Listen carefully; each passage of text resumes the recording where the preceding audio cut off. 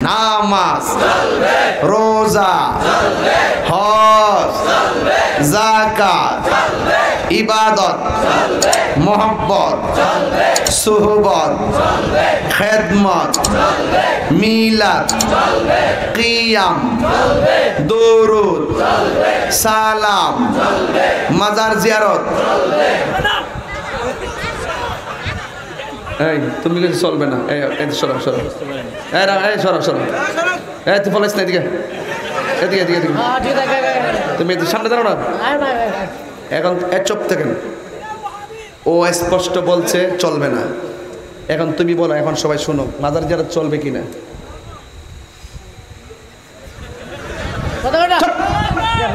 হাসে কেন? হাসো কেন? একটা ওর শিক্ষা দরকার আছে না? আচ্ছা, ও বলছে মাজার জিয়ারত করলে সেটা আল্লাহর সঙ্গে তুলনা দেওয়া হয়, এই জন্য এটা চলবে না। কবর জিয়ারত করেন যাবনি?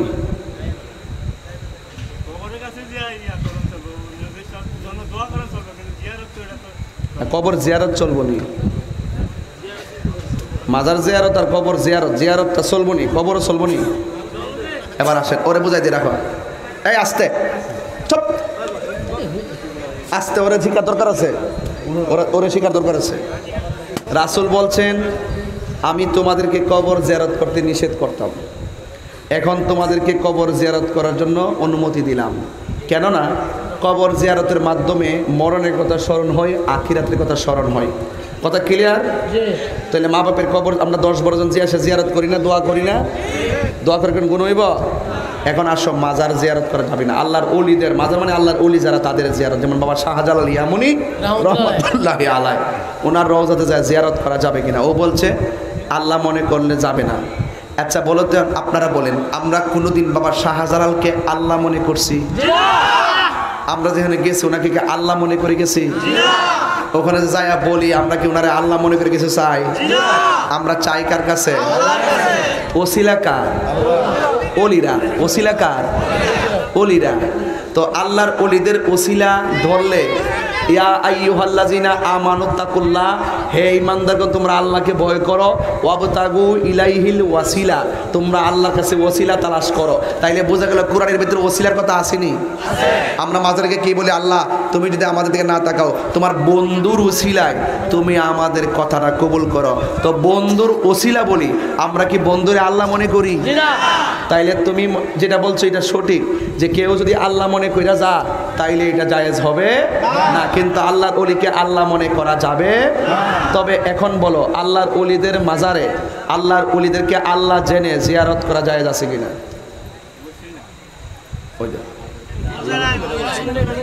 আল্লাহ না, আল্লাহর ওলিদেরকে আল্লাহ মনে না কইরা যদি ওলি আল্লাহ মনে কইরা যায়, আল্লাহর ওলি জেনে যা, তাহলে জায়েজ আছে নি?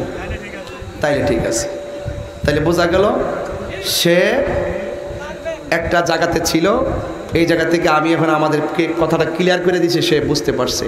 এখন তাইলে ওলি আল্লাহর রওজা মুবারক জিয়ারত করা যাবে তো ইনশাল্লাহ? মারহাবা। এর কেমন মারণ লাগছে? হ্যাঁ, কে আমার বাইরান লাগছে? বুঝাইলেই বুঝাইলে আজকে গ্রুপটা বাড়ছে কেমনে?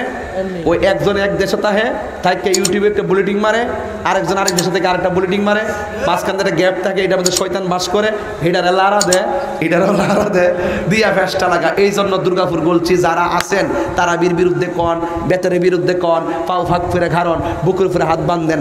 আপনারা যদি থাকেন আমাদের সাথে বসেন, চ্যালেঞ্জ করলাম, মাত্র 10 মিনিটে বুঝাইতে সক্ষম হব।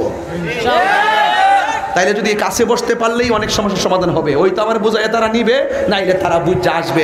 এই প্রস্তাবটা যে কঠিন ভাষায় কইছি, এটা কি দুর্গাপুরের মানুষের কাছে ক্ষতি হয়েছে? অনসোয়ালে যদি কোন ইচ্ছা মতো তাহিরি গাইলে গলে গেছে, এটা হবে না। আমরা চাই এটার একটা সমাধান হতে হবে। কথা বলেন ঠিক কিনা? বলেন সমাধান দরকার আছে কিনা? বলেন বাস। তাইলে ওলি আল্লাহর মাজার জিয়ারত করা যাবে, কিন্তু কোনো ওলি আল্লাহর দরবারে যায় তাকে সেজদা করা যাবে এবং তাকে আল্লাহ মনে করা যাবে? মনে করলে কি হবে? শিরিক হবে। কি হবে? শিরিক হবে। আল্লাহ পাক শিরকের গুনাহ কখনো মাফ করবে না। আল্লাহর ওলিগণ রওজাতে জিন্দা না মরা? জিন্দা। কেউ কিছু কইবেন? না না না, আর মঞ্জন শুন দেখছ, আর মঞ্জন কেউ নাম ডুবাই করে মানজা বিশ করে আমি সারা বলুন যে কোমর বিষ করে আর ওকে মাঞ্জা বিষ করে। আল্লাহ তুমি কবুল করো। যাক, এখন কি ওলি আল্লাহর মাজার জিয়ারত চলবে তো? কিন্তু যেখানে অসামাজিক কাজ হবে সেখানে আমরা সবাই মিলে প্রতিরোধ করব। কথা বলেন ঠিক কি না? বাস শেষ, এটাই হলো ফাইনাল কথা, এটা হলো আমাদের মূল দর্শন।